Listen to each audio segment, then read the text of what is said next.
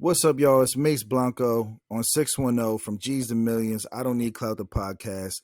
And today I want to talk about what people are thinking, but they're too scared to say. Right now, in this state of society, people are scared to say anything. They've been silenced. And they're doing it to themselves in a way because they don't want the backlash that might come from saying something, even if it's true. Even if it's facts, it doesn't have to just be feelings. People are scared to tell the truth, even. So, what I want to touch on is this: our First Amendment right includes our freedom of speech. We have freedom of speech, freedom of religion, freedom of press, freedom of assembly, and the right to petition the government. This is what I want to get into. What's happening is that people have been convinced that if something might be hurtful or offensive or not politically correct, that they should be silenced. And we're seeing that a lot, especially on social media platforms, that if you say something that doesn't quite go with the social standards or the agenda, we could just call it the agenda. If you say something that goes against the agenda, your post, if it's one post, it could be your page if you keep doing this type of thing. But if you keep saying stuff that goes against the agenda, you will be blacklisted. And what that means is that you will not be on the forefront of anything, right? It's like if you had an explicit content, they would take that out of the demographics for certain audiences, right? Like, let's say you had a rated R movie or just a mature audience TV show, right? If your kid logs into Netflix, they're not going to see mature audience type of content, right? And I agree with that, right? It's a certain time and a place, it's a certain age for certain things, right? But when you use that same method and withhold the truth from people, or you withhold certain views, opposing views from people, it really doesn't allow them to make their own decision, right? When we make decisions, you take a piece of information and maybe compare it to another piece of information, and then you can use your best judgment based on the information that you have available to you at the time to make a decision and form an opinion based on what you know. So what I want to get into is this, right? And I'll use this example, right?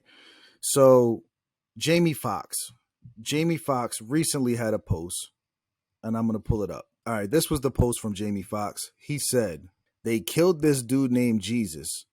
What do you think they'll do to you? Hashtag fake friends. Hashtag fake love." I think that's a powerful statement. We know biblically what happened to Jesus. We know that people, especially nowadays, don't live with this sense of morals that Jesus had. It's not comparable to how people live or even live back then to Jesus, right? What do you think they'll do to you? That's a powerful question. It's an open-ended question. That is a powerful question. But of course, people were offended by this and they made the post to be anti-Semitic, which I don't even see where you would feel attacked, right? We're referencing biblical scripture about what happened to Jesus. We said, they killed Jesus. What do you think they'll do to you? Nobody's individually being attacked. No groups are being attacked. We're referencing biblical history. I don't know where you get offended by this, right? Then every time a group of people gets offended, what do we see next? A public apology. This was the apology. I'll read the apology verbatim. Jamie Foxx said, at least his advisors said, "I want to apologize to the Jewish community and everyone who was offended by my post. I know my choice of words have caused offense and I'm sorry. That was never my intent. To clarify, I was betrayed by a fake friend, and that's what I meant when I say they, not anything more. I only have love in my heart for everyone. I love and support the Jewish community. My deepest apologies to anyone who was offended. Nothing but love always, Jamie Foxx." When you go back and you're looking at the original context of what was said, they killed this dude named Jesus. what do you think they'll do to you? If you feel personally attacked by biblical history, you need a mental evaluation, straight up. And I can support apologizing when you have done something wrong. It is not my responsibility to care about how you feel when I deliver the truth. Feelings are subjective. People are going to be upset about anything. I don't even care. I really don't. If I'm delivering the truth or I'm delivering a message that's my message for the day, I can't worry about how people are going to feel about that. Now, if I did say something offensive, or if it was attacking or targeting a certain group of people, I could understand that. I could take responsibility for that. I could apologize for that, right? But we're talking about biblical history in that context. They killed a dude named Jesus. What do you think they'll do to you? No one's being attacked. We're referencing biblical history. No need for an apology. I hate public apologies. And I hate public apologies when this happens, because if people weren't AKA outraged by this, I don't even know who was outraged, right?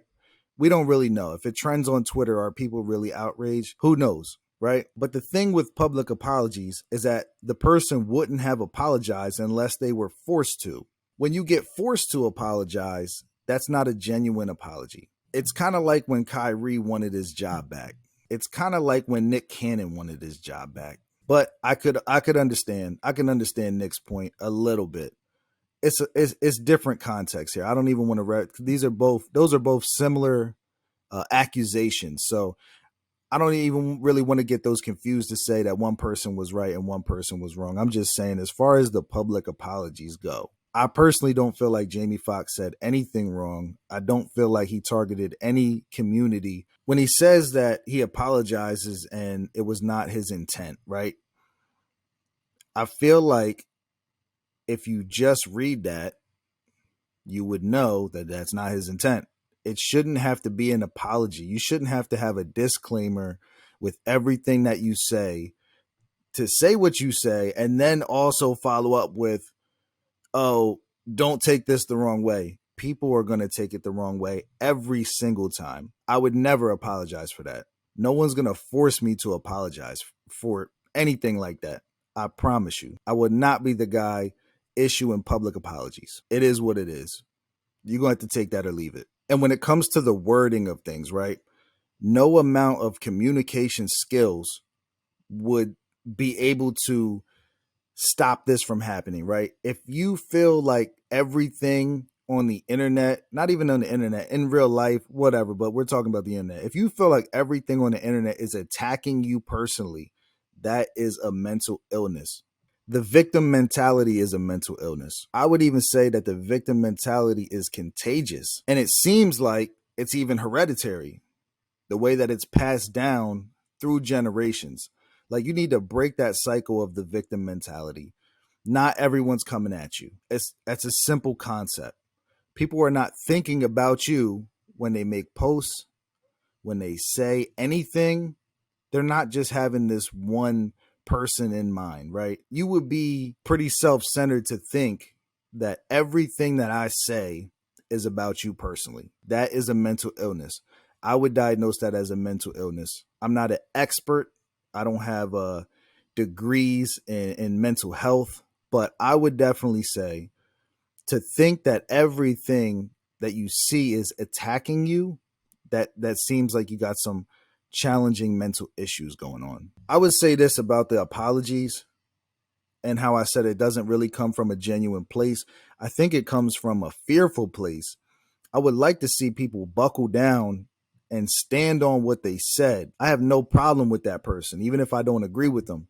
I would rather see you buckle down, stand on what you said, stay solid, and not just apologize out of the fear of being canceled or the fear of losing opportunities or the fear of not being publicly accepted. The truth is the truth. Again, going back to the original post, they killed Jesus. At that point, Jesus took a stand to die for the belief, the sacrifice for everybody else's sins. If Jesus And I hate to even use this comparison though. If Jesus would have compromised himself to public opinion, we would be doomed. And this takes me into my next topic, which is the trend hoppers, the people that are always riding the wave, looking to jump on the next trend, the people that have the fear of missing out, what they call FOMO. And I wanted to share this. A study conducted by One Poll found that 69% of Americans have experienced FOMO in some form, the fear of missing out, with social media being a significant contributor. Also, 1 in 10 Americans say that they feel this way on a regular basis, right? And this goes to show it is negative effects of social media. You can't constantly think that life is a vacation, right? People only post their best of their best memories when they're out doing something fun, when they're riding roller coasters, when they're on the beach, on an island somewhere with drinks in their hand and they're partying, they're at clubs, they're having the greatest time of their life. That's what they want you to see. You can't interpret that as, I have work Monday through Friday, or I work on the weekends, or I got responsibilities and things to take care of, and compare your life to someone who's on vacation 1 week out of the year. But what we see is everybody. So summertime, you might see someone at an amusement park. You see all these different families on vacation. You see people in the mountains. You see people at the beach. You see them riding four-wheelers. You see them in the Florida Keys. You see them all types of different places. You can't think that they live this way 365 days of the year and they're stress-free. They have no responsibilities. That's not real life. Social media creates an illusion that makes you feel like you're missing out, just like 69% of Americans say they have felt this way. And a large piece of that is due to social media. It is how you interpret the data, how you interpret the information that is being presented to you. You have to be logical. You can't just jump into this with your feelings. You're having a bad day at work. Now you start to get depressed. You start to have anxiety. You start to feel the pressure because you're not interpreting what you're seeing the right way. So I would say this: when we see these things that seem to be very tense in society, and it comes to a point where you have to make a decision, I wouldn't never suggest that someone stays neutral. There's certain things that might not involve you. Doesn't really mean you should just be neutral on it. There's a time and a place, but I definitely wouldn't suggest being neutral on things that are important. I would say this: you got to ask yourself why. When it comes to getting new information and new ideas, we should be accepting to new ideas. But again, I would say why? Why are we here? How did we get here? Does this align with my morals? Has this new information changed my mind about something from a genuine place? Or is my mind changing based on everyone around me changing their mind? I could think of a lot of examples. You could go ahead and implement your own examples, right? Fill in the blanks for yourself. But that's what I want to challenge everybody to do, is when you get presented with a new situation or new information and it's starting to change your idea about how you felt about something, does it align with your morals? Is this really the right thing? Or am I following the trend? Am I just following this wave of everyone else doing that same thing? And now I'm jumping on the bandwagon. I'm changing my own feelings. I'm going against my own morals to be accepted. That is absolutely something that we don't want to do. You want to hit stop, eject, everything, delete, block, everything you can do to stay away from trends that are not morally acceptable to you. My intent is to guide people to a place where they're more free thinkers. I don't care how you feel about certain things. I like opposing views.